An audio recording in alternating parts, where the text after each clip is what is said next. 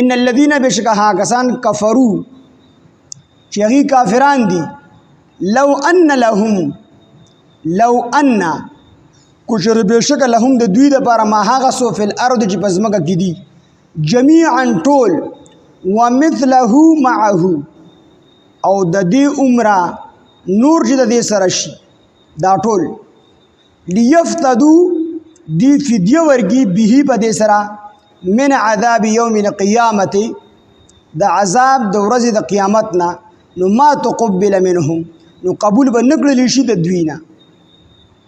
په ورځ د قیامت کافران مخکې درې مصیباره کې دیر شوي دي کو دی د ازمکه د سرو زرو ډکه شي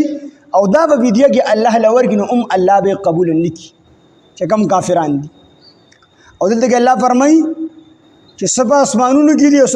سپه ځمکه کې دي دا ټول بلکې د دې عمر نور دی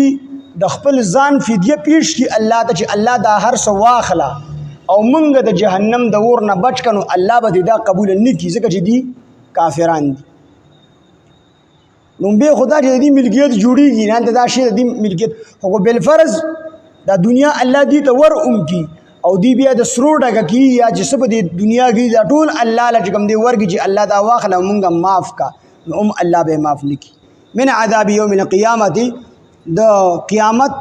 د ورځې د عذاب نه ما تقبل منهم قبول بنکړي شي د دوی نه ولهم عذاب الیم او د دوی لپاره به عذاب دردناک یریدون دوی بغواړي ان یخرجوا من النار دا چې دوی اوزي د ورنه دی بغواړي چې دی اوزي د ورنه وما هم بخارجین منها او نبوي دوی بخارجین وتون کی منها د دی ورنه ولهم عذاب مقیم او د دوی لپاره به عذاب همیشه او ور بغړغړې او کی دی بوچت کی دسه دی بوې چې کاش او د دې په ځل کې بندا یو خواهش پیدا شي چې کېدې شي موږ دا ور اوچت کې د جهنم نه غبار لړکی دی یو بیا دی په حقیقت باندې شي همیشه د بار کافران په جهنم کې دې لپاره معافي نشته یریدون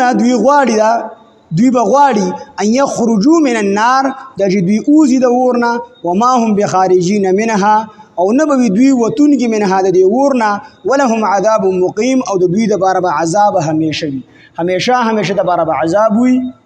دا کافران په جهنم کې مسلمانانو ته پیغور ورکی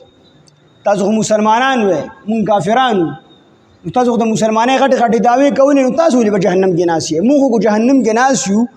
نمو الله منو نمو پیغمبر منو تاسو خو ارس کول او د مسلمانۍ دعوی مو کول تاسو چې کوم دی ولل تناسي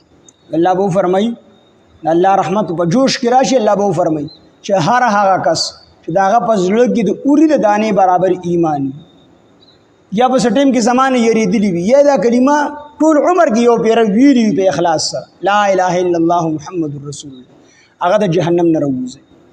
نو هر هغه کس چې هغه مسلمان دی په ځل کې د ذره برابر ایمان شته دی هغه به الله رب العزت ته جهنم نه راوباسي جنت ته به بوزي